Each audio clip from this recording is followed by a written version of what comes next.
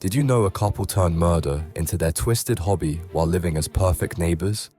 Ian Brady and Myra Hindley seemed like any ordinary couple in 1960s Manchester. They went to work, chatted with neighbors, and kept their house spotless. But for 2 years, they had been hunting children. Hindley would drive slowly through neighborhoods in her car, looking for victims. Her innocent face made parents trust her instantly. They would drug the children, then drive them to the remote Saddleworth Moor.